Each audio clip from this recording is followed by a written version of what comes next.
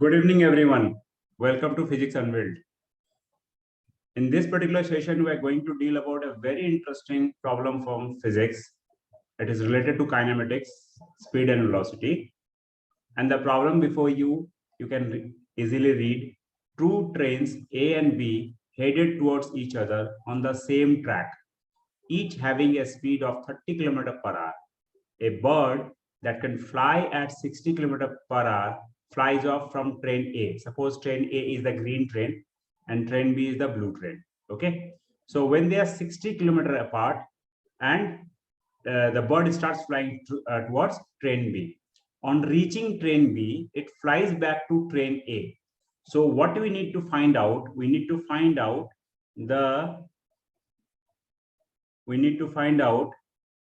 we need to find out number of trips bird can make before train collides. It's a very interesting question, and you can understand that it is not involving some great concept. It is just we can solve this problem using the basic formula that we have read so far in our last two sessions of distance and displacement and speed and velocity. Okay, so let us see. See, two trains are moving and the bird is flying from train A to train B, and it's just keep on moving between train. Okay, and finally the trains gets collided. Okay, so you have to find out the number of trips. In this particular animations, I have just you cannot fully realize the motion. आपको दिख रहा होगा कि जो ये bird है एक ही दो बार दो ट्रेन के बीच में घूम पा रही है, बट आइडियली हम देखेंगे कि कितनी बार इस तरह घूम सकती है. ठीक है, तो हम इसको सॉल्व करने की कोशिश करते हैं. तो मुझे लगता है कि प्रॉब्लम का स्टेटमेंट आपको समझ में आ गया कि दो ट्रेन है एक दूसरे की तरफ जा रही है, एक पर्टिकुलर स्पीड से जा रही है, 60 किलोमीटर का डिस्टेंस है. दोनों ट्रेन की स्पीड जो है 30 किलोमीटर पर आवर है. उसके ऊपर में एक बर्ड है जो कि 60 किलोमीटर पर आवर के स्पीड से दोनों ट्रेन के बीच में मूव कर रही है. तो हमें ये निकालना है कि बर्ड इस तरह दो ट्रेन के बीच में कितनी बार ट्रिप कर सकती है इसके पहले कि ट्रेन दोनों आपस में कोलाइड हो जाए. ओके, तो let us try to solve it.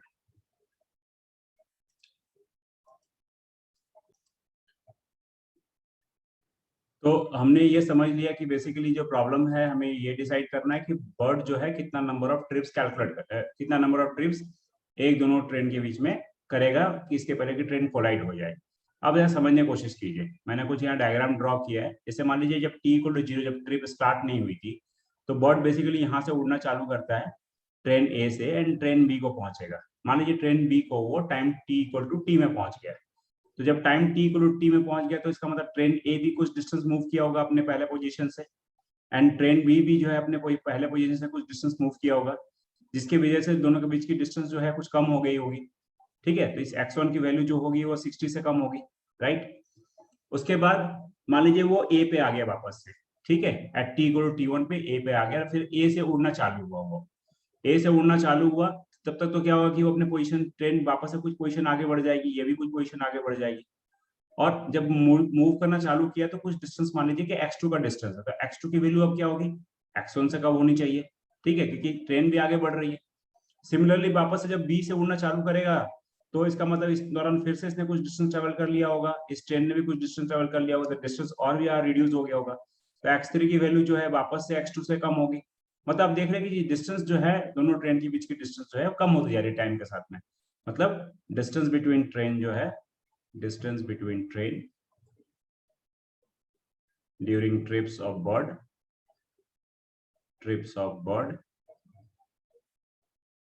decreasing. तो हम पूरा कॉन्सेप्ट यहीं पे रखेंगे.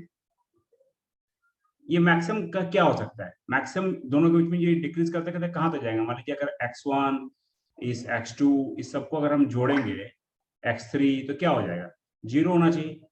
ये जीरो कब हो जाएगा, when train collided.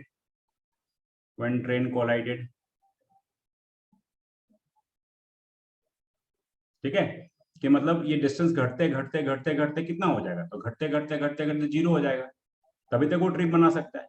तो हमारा पूरा जो सॉल्व करने का तरीका होगा वो इसी के अराउंड होगा कि नंबर ऑफ कितना ट्रिप्स हम करें कि ट्रेन के बीच के डिस्टेंस जो है 0 हो जाए। तो मतलब आइडियली हम इस कॉन्सेप्ट पे बिलीव करेंगे कि number of trips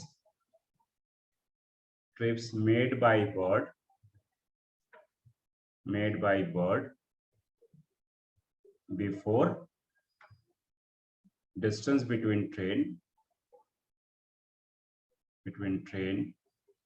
is 0। Okay, तो चलिए इसी पे हम कुछ कॉन्सेप्ट करते हैं। और ये x1 प्लस x2 ये सबको जोड़ेंगे तो मैक्सिमम जितना भी होगा डिस्टेंस जो है वो 60 के बराबर होना चाहिए। सॉरी, यहाँ मैंने ये कर दिया, 60 के बराबर होना चाहिए, 60 किलोमीटर मैक्सिमम, क्योंकि 60 किलोमीटर का डिस्टेंस था। और नंबर ऑफ ट्रिप्स कितना मार्क कर सकता है, जब तक डिस्टेंस बिटवीन ट्रेन 0 ना हो जाए। चलिए इसको आगे बढ़ाते हैं कॉन्सेप्ट को। पहले हम ट्रिप 1 को देखते हैं ओनली। ट्रिप 1 के केस में क्या होगा, फिर ट्रिप 2 को लेंगे। एक दो ट्रिप ही निकालेंगे तो हमें समझ में आ जाएगा, कॉन्सेप्ट क्लियर हो जाएगा। तो पहला ट्रिप का हम कर रहे हैं, उस पहले ट्रिप के बाद ट्रेन की डिस्टेंस क्या बची दोनों का, हम पहला कैलकुलेशन कर रहे हैं। Calculating for distance between train after first trip. ठीक है, तो पहला ट्रिप में देखते हैं। ओके, तो पहले ट्रिप में देखिए ये बर्ड जो है यहां से उड़ रही है, 60 के स्पीड से उड़ रही है, इधर से ये ट्रेन आ रहा है। तो time taken by bird to fly from A to B क्या होगा, तो टाइम का मतलब होता है डिस्टेंस बाई ये, तो टाइम हो गया 60 डिवाइड बाई, दोनों एक दूसरे का अपोजिट आ रहा है, मतलब हम लिख सकते हैं 60 प्लस 30 मतलब 2/90 ना, 2/3, तो 2/3 आवर्स में उड़ जाएगा। ठीक है, यहाँ पहुंच जाएगा, मतलब ये जो टाइम है ये टाइम हमने कैलकुलेट कर दिया, 2/3 आवर्स होगा। तो 2/3 आवर्स में दोनों train distance between moved by both train कितना होगा, 30 इंटू 2/3 प्लस 30 इंटू 2/3,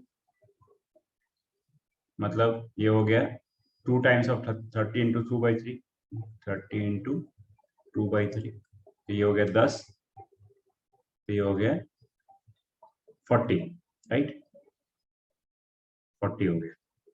तो ये x1 की वैल्यू आ गई 40, x1 की वैल्यू नहीं, x1 की वैल्यू हो गई 20। तो डिस्टेंस बिटवीन ट्रेन कितना रहा, डिस्टेंस बिटवीन ट्रेन x1 जो है वो हो जाएगा 60 माइनस 40, तो हो जाएगा 20। क्लियर, तो x1 निकल गया, हमने 20 निकाल लिया। अब हम इस ट्रिप 2 को देखते हैं, इसको इरेज करते हैं।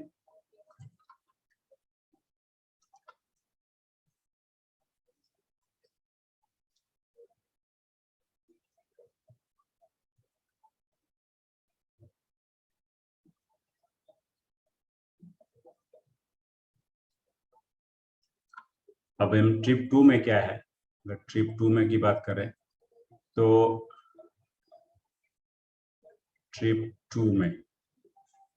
2 में बेसिकली देखिए ये ट्रेन वापस से ए से उस तरफ उड़ती है, तो इसको हम अगर ऐसे करें तो ये मान लीजिए कि बर्ड फ्लाई कर रही है, दोनों के बीच के डिस्टेंस है 20, इधर से ट्रेन बी आ रहा है 30 का स्पीड से, ये भी 30 का स्पीड से जा रहा है, ये 60 है। तो अब क्या होगा, time taken by bird to reach from A to B कितना होगा, अगेन 20/90, 60 प्लस 30, तो इसका मतलब 2/9 आवर्स में उड़ जाएगा। तो distance traveled by trains in 2/9 hour कितना होगा, 30 इंटू 2/9 प्लस 30 इंटू 2/9, दोनों ट्रेन इतनी आगे बढ़ेगी, ये हो गया 30 इंटू 2 टाइम्स ऑफ 2/9, तो इसका मतलब हो गया 3, और ये हो गया 10, तो ये हो गया 40/3। तो डिस्टेंस कितना बचा, डिस्टेंस बचा x2 की वैल्यू हो जाएगी 20 माइनस 40/3, तो मतलब हो गया 20/3 बच गए। ठीक है, क्लियर हो गया। अब एक काम करते हैं, ट्रिप 3 करते हैं, तो x2 की वैल्यू निकल गई 20/3। तो ट्रिप 3 में इसी पैटर्न को अगर आगे बढ़ाए हम, तो 2 ट्रेन है, दोनों के बीच में डिस्टेंस अब 20/3 बची है। अब यहां से ये उड़ेगा 60 से, और ये आ रहा है इधर।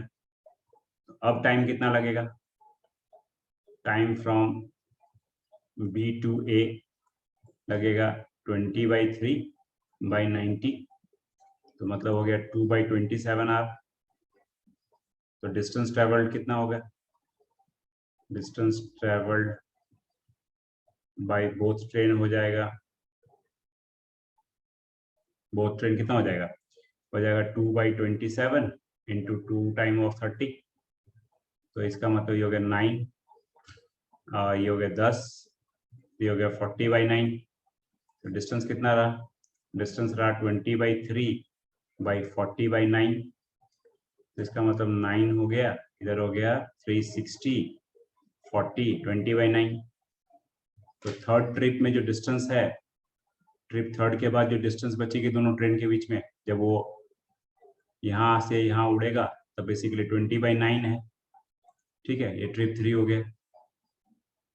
तो अब देखिए सारे के सारे ट्रिप में एक चीज कॉमन फैक्टर हम देखने की कोशिश करते हैं, इसको थोड़ा इरेज करके समझ लेते हैं। प्रॉब्लम बहुत सिंपल है, लेकिन क्या है कि तो थोड़ा ब्रेक करके बनाना पड़ेगा, राइट। तो वही हम बेसिकली कर रहे हैं, ब्रेक करके बनाने की कोशिश कर रहे हैं। इस तरह का प्रॉब्लम जब भी आए, आप बिल्कुल घबराए नहीं कि कैसे निकालना है, आप खाली एक पैटर्न निकालने की कोशिश करें और लॉजिकली सॉल्व करें। सारे कॉन्सेप्ट आपने ठीक से पढ़ रखे हैं तो आपको प्रॉब्लम सॉल्व करने में कहीं दिक्कत नहीं आ सकती। ठीक है, 1-8% ऐसा हो सकता है कि आपको थोड़ा सा नहीं बने, अलग बात है।